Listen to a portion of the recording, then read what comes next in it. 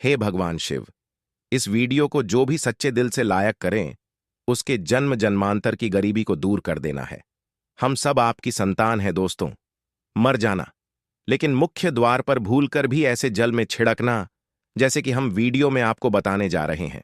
दोस्तों, मुख्य द्वार पर गलत तरीके से जल छिड़कने से घर बर्बाद हो जाता है। और हो सके तो जब भी घर के मुख्य द्वार पर जल छिड़काव करें, तब गणेश जी का यह मंत्र जरूर बोले, जो कि कुछ देर बाद हम आपको वीडियो में बता देंगे। और वीडियो में हम यह भी बताएंगे कि मंदिर में जो एक लोटा जल रखा जाता है, उसका क्या करें।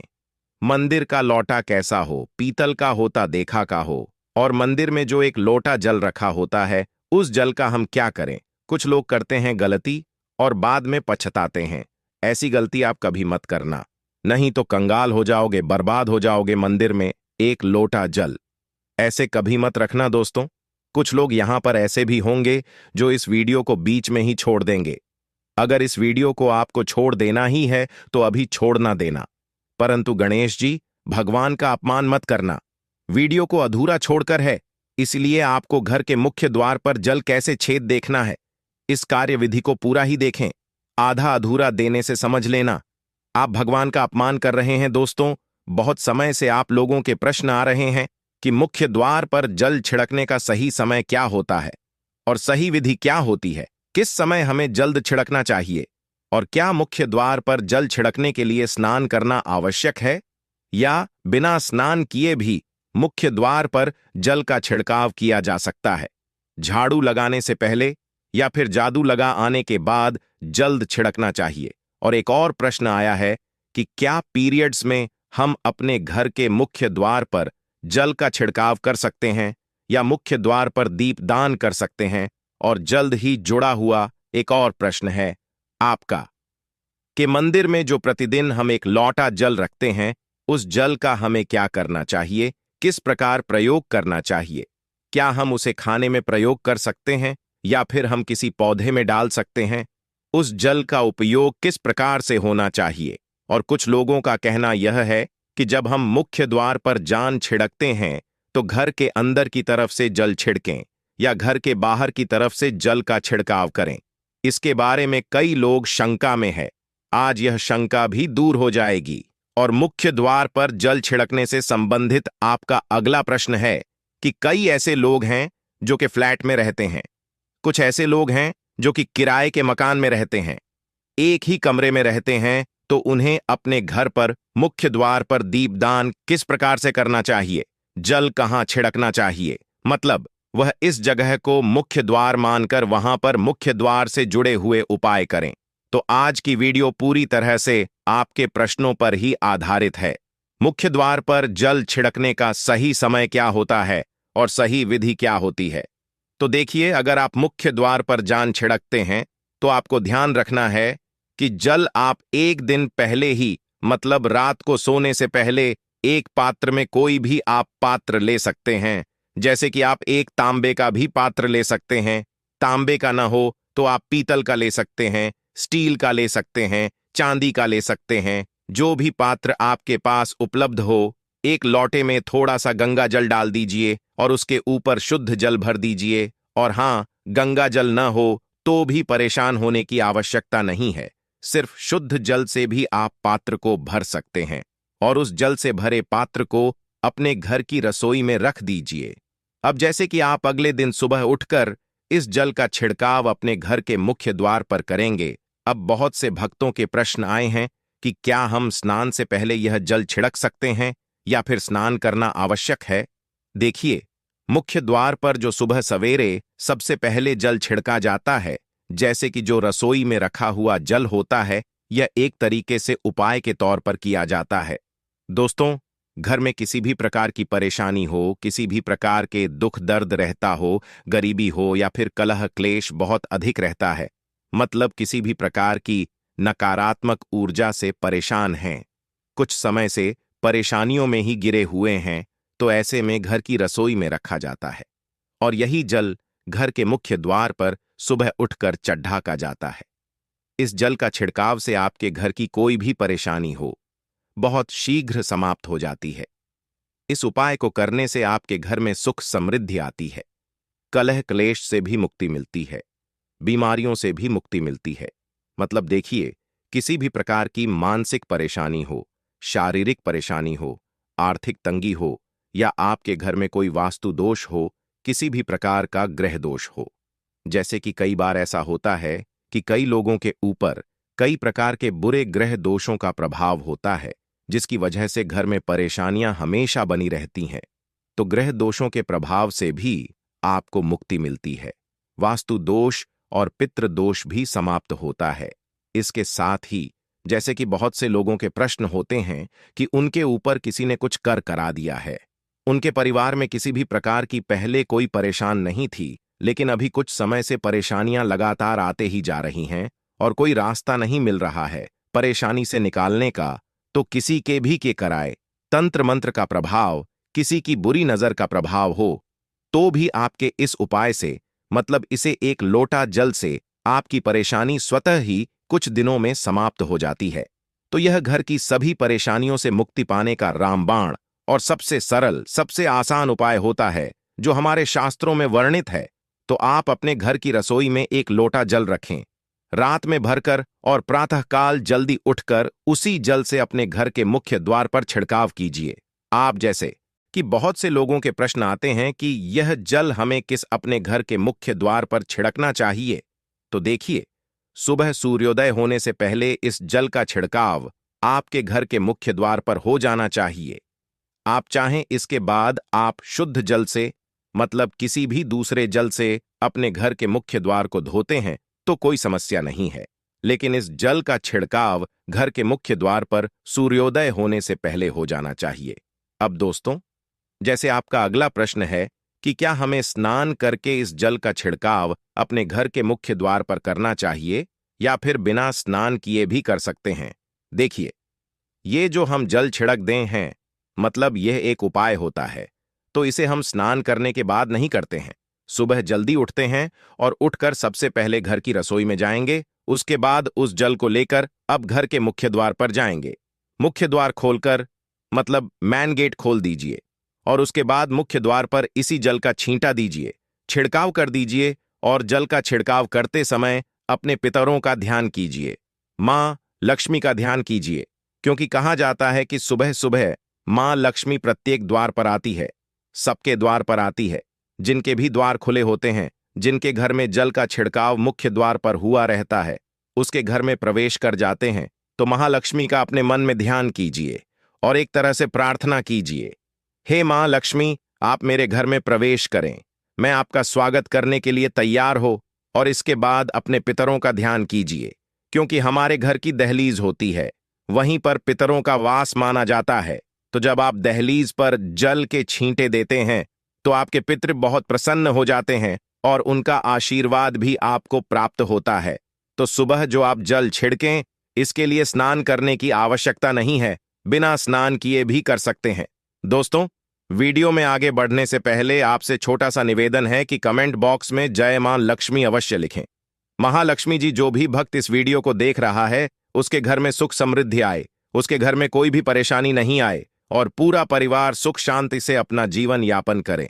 दोस्तों, अगर तुम में से कोई महालक्ष्मी जी को मैं मानता है, तो अगर सच में ही भक्त हैं, आप इस वीडियो को लाइक करें, कमेंट बॉक्स में एक बार जय महालक्ष्मी लिख देना और उसके मन में जो भी मनोकामना है वह पूरी कर देना। अब दोस्तों, आपका अगला प्रश्न है कि क्या झाड़ू लगाने के बाद हमें जल का छिड़काव करना चाहिए या फिर झाड़ू लगाने से पहले भी जल का छिड़काव कर सकते हैं।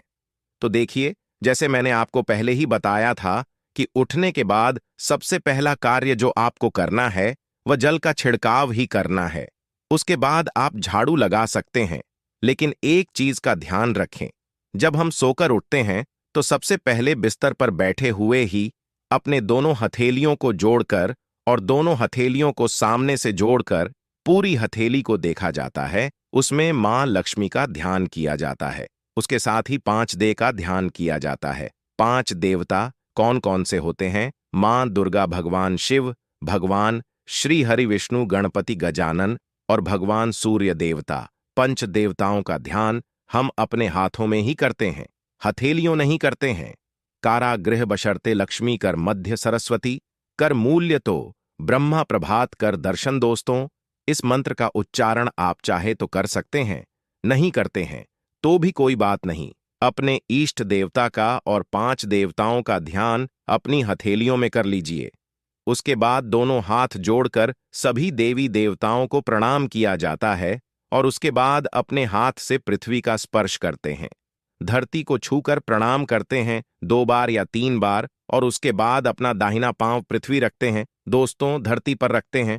उसके बाद ही बाकी के जो सभी कार्य होंगे वह उसके बाद ही किए जाएंगे। जल का छिड़काव आप उसके बाद ही करेंगे, मतलब सुबह उठने के बाद सबसे पहले हथेलियों के दर्शन, फिर धरती को प्रणाम कीजिए, फिर धरती पर पैर रखें और उसके बाद रसोई में जाकर आपको जल लेना है और घर का मुख्य द्वार खोलकर मुख्य द्वार पर जल का छिड़काव करना है। मां लक्ष्मी का और अपने पितरों का ध्यान करना है। उसके बाद आप अपने घर में आ जाएंगे और उसके बाद जो भी आपके रूटीन वर्क होते हैं, मतलब जादू लगाएंगे या फिर आप स्नान करेंगे, ये सभी कार्य उसके बाद किए जाएंगे। और आप जैसे कि कई लोगों के प्रश्न आते हैं कि जब हम जल का छिड़काव करते हैं, क्या उसी समय हम घर के मुख्य द्वार पर जादू लगाकर और पानी डालकर क्या हम मुख्य द्वार की अच्छे से सफाई कर सकते हैं? जी हां, बिल्कुल कर सकते हैं। पहले आप जो रसोई में रखा हुआ जल है उस जल का छिड़काव कर दीजिए। उसके बाद और भी पानी डालकर, मतलब अगर आपके पास जल और उपलब्ध है तो और जल लेकर और घर के मुख्य द्वार की अच्छी तरह से झाड़ू से या कैसे भी सफाई कर सकते हैं। और कई लोगों के प्रश्न आए हैं कि हम किसी फ्लैट में रहते हैं या फिर किसी ऐसे कमरे में रहते हैं, किराए के कमरे में, कि हमारे पास एक ही कमरा है, तो हम जल का छिड़काव या फिर दीपदान कहां पर करें? किसी हम अपना मुख्य द्वार माने। देखिए, जो आपका अपना कमरा है या फिर जो फ्लैट है आपका, जहां पर आपका नेम प्लेट लगा हुआ है, आप उसी स्थान पर दीपदान करेंगे और उसी स्थान पर आपको जल का छिड़काव करना है। जहां पर अगर एक ही कमरे का मकान है तो आपके कमरे का दरवाजा है, वहीं पर आपको थोड़ा सा जल छिड़कना है और वहीं पर आप दीपदान भी करेंगे। जो कि मुख्य द्वार से जुड़े हुए उपाय होते हैं वो आप अपने घर के, मतलब जो अपना कमरा है उसके बिल्कुल दरवाजे के पास ही करेंगे। और आपका अगला प्रश्न है कि क्या पीरियड में हम अपने घर के मुख्य द्वार पर जल का छिड़काव कर सकते हैं, दीपदान कर सकते हैं? देखिए, जल का छिड़काव करने के लिए पीरियड हो या ना हो उससे कोई फर्क नहीं पड़ता। दृढ़ता जल का छिड़काव कर सकते हैं। रही बात दीपदान की, तो दीपदान देखिए कार्मिक पूजा में आ जाता है और कार्मिक पूजा हम बिना शुद्ध हुए नहीं कर सकते हैं, मतलब पीरियड समाप्त होने के बाद ही आप कर सकते हैं। दोस्तों, बाकी जल का छिड़काव आप कभी भी कर सकते हैं, पीरियड्स में भी कर सकते हैं, कोई समस्या नहीं है। और अब आपका प्रश्न है कि क्या मंदिर में जो हम जल रखते हैं क्या वह रखना जरूरी है, और अगर हम रखते हैं तो उस जल का क्या करें? देखिए, मंदिर में जल रखना बहुत आवश्यक है। जल एक ऐसी चीज होती है जिसमें सभी प्रकार की जो एनर्जी होती है ऑब्जर्व हो जाती है। तो जो हम पूजा पाठ करते हैं, मंत्रों का जप करते हैं या वहां पर प्रार्थना करते हैं, जो भी हमारे अपने मन की कामना भी कहते हैं भगवान से, तो सभी चीजें उस जल में समाहित हो जाती है। इसलिए पूजा करने से पहले घर के मंदिर में एक लोटा जल रखा जाता है और उसके बाद दीपदान, मतलब एक दीपक प्रज्वलित कर दिया जाता है। यह अग्नि और जल का एक तरह से बैलेंस भी हो जाता है और इसलिए शास्त्रों के अनुसार घर के मंदिर में एक लोटा जल भी हमेशा होना चाहिए और दीपक भी प्रज्वलित करना चाहिए। तो अब इस जल का करना क्या चाहिए? देखिए, जब हम जल रखते हैं सुबह की पूजा में रखते हैं, मतलब सुबह जो हम पूजा करते हैं, प्रातःकालीन पूजा, उस समय जल रखा जाता है और वह जल हम अगले दिन उठते हैं, मतलब जब आप अगले दिन पूजा करने जाते हैं दोस्तों, स्नान इत्यादि करने के बाद तो आप उस जल को उठाते हैं। सबसे पहले तो उस जल का प्रयोग सुन लीजिए। आप अपने घर के सारे कमरों में, मतलब पूरे घर में उस जल का छिड़काव करते हैं, तो इससे आपके घर का शुद्धिकरण हो जाता है, क्योंकि वह बहुत ही पॉजिटिव एनर्जी से भरा हुआ होता है। इससे कई बीमारी स्वतः ही दूर हो जाती है। उस जल का छिड़काव करने से किसी भी प्रकार की नकारात्मक ऊर्जा का प्रवेश आपके घर में नहीं होता, किसी भी प्रकार की परेशानी आपके घर में हो। अगर आप नियमित तौर पर उस जल का छिड़काव करें अपने घर में, तो निश्चित ही आप परेशानियों से मुक्ति पा जाते हैं, किसी के कर तंत्र मंत्र के प्रभाव से मुक्ति पा जाते हैं। दूसरा इसका उपाय आप कर सकते हैं। जैसे कि घर में कोई बीमार है तो आप इस जल को उस व्यक्ति को पीने के लिए दे सकते हैं। और यह जल इतना पावरफुल होता है कि इस जल को पीने से बड़ी बीमारियों से, मतलब लंबी बीमारियों से भी धीरे धीरे राहत मिलने लग जाती है।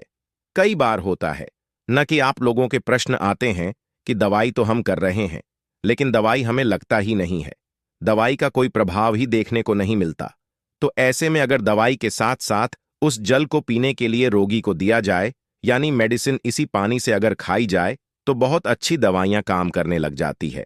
और जैसे कि परिवार में अगर बहुत अधिक कलह क्लेश रहता है, हमेशा आपस में सामंजस्य बनता ही नहीं है, आपस में हर बात पर मतभेद होता है, तो परिवार के सभी सदस्य इस जल में से अगर थोड़ा थोड़ा पीते हैं तो धीरे धीरे विचारों में परिवर्तन आने लग जाता है। सकारात्मक विचार सभी के होने लग जाते हैं और आपस में समन्वय होने लग जाता है। घर से कलह क्लेश और मतभेद हमेशा के लिए समाप्त हो जाते हैं। और मंदिर में रखे हुए जल का अगला उपाय क्या है? देखिए, अगर आप कोई दुकान करते हैं, कोई व्यापारिक स्थल है आपका, तो प्रतिदिन इसी जल में से थोड़ा सा जल ले जाकर दुकान पर व्यापारिक स्थल पर छिड़काव कीजिए। इससे आपका दुकान, आपका काम बहुत अच्छा चलता है। मतलब किसी भी प्रकार की परेशानी आपके व्यापारिक स्थल पर नहीं आती है, क्योंकि जैसा मैंने आपको बताया, ये जो जल होता है बहुत पावरफुल होता है, बहुत पॉजिटिव होता है। अब मंदिर में रखा एक लोटा जल पावरफुल और पॉजिटिव से भरा क्यों होता है? क्यों? इसमें सकारात्मक ऊर्जा का भंडार होता है। आइए जानते हैं। देखिए, जल जो होता है अमृत हुआ, मीठे मीठे फल हुए, भोजन हुआ, अनाज हुआ, उससे भी बढ़कर माना जाता है देवी देवता आपके दिए हुए सीजन को ग्रहण करते हैं। मंदिर में एक लोटा जल रखना उतना ही जरूरी है जितना आप सुबह दोपहर शाम का भोजन करते हैं। जब हम भगवान की पूजा करते हैं और तांबे के पात्र में या पीतल के पात्र में एक लोटा जल जरूर रखते हैं। जल जो होता है सागर रूपी होता है और यही सागर आपकी नया पार लगता है। मंदिर में एक लोटा जल रखने का कारण एक और यह होता है कि जो लोग भगवान को डेली भोजन नहीं करा सकते हैं, तो वह मंदिर में एक लोटा जल रखते हैं ताकि भगवान इसे ग्रहण करें। और यह जल रूपी प्रसाद इसके अगले दिन, यह सुबह के समय आप प्रसाद समझकर ग्रहण करें।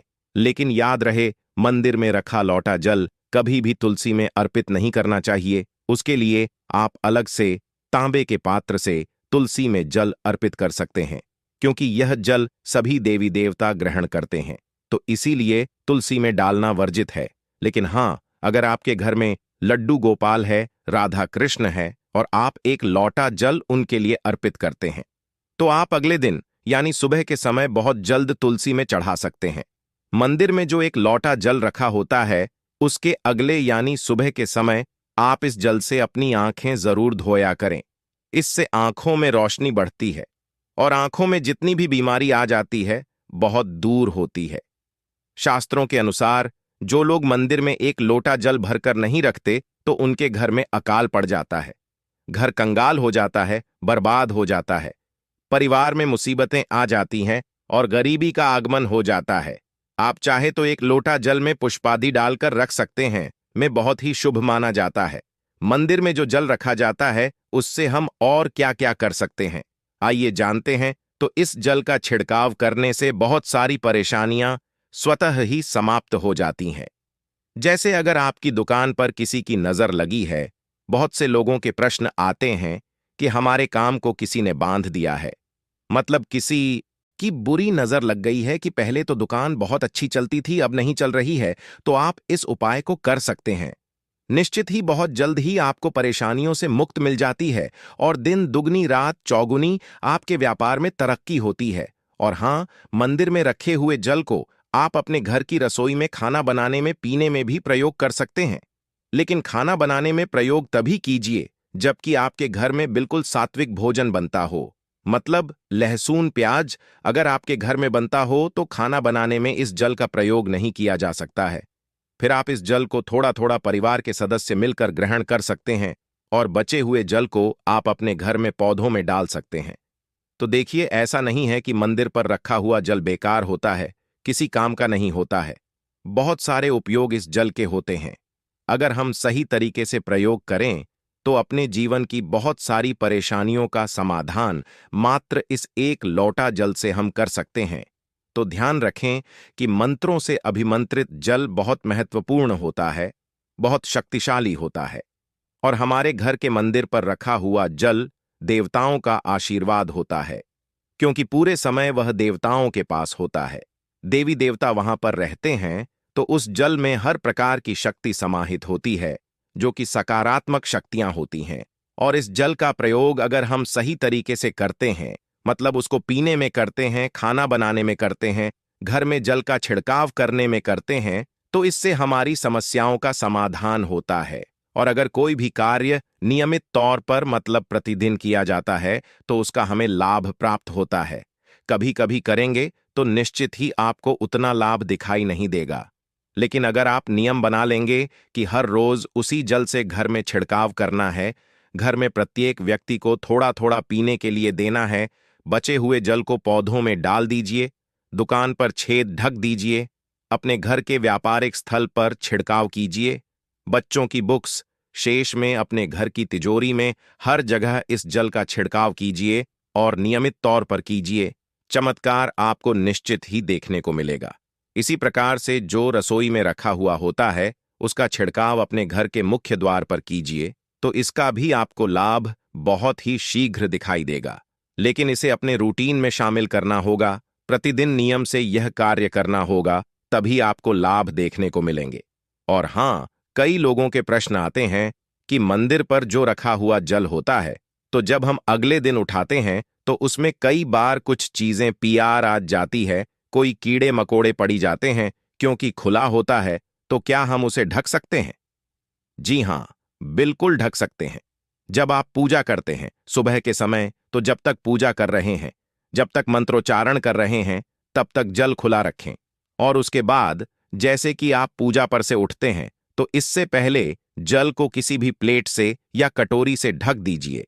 फिर जब आप अगले दिन उस जल को उठाएंगे तो बिल्कुल शुद्ध और साफ सुथरा जल आपको मिलेगा, और उस जल का प्रयोग आप अपने किसी भी कार्य में कर सकते हैं।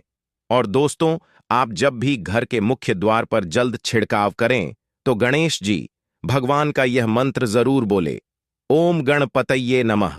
और जो हमने आपको वीडियो में बताया है उसे ध्यानपूर्वक अच्छी तरीके से समझकर अपने घर के मुख्य द्वार पर जल का छिड़काव करें। हे माता लक्ष्मी, इस वीडियो को जो भी लाइक करें उसकी गरीबी दूर कर देना, उसके भाग्य का साथ दे।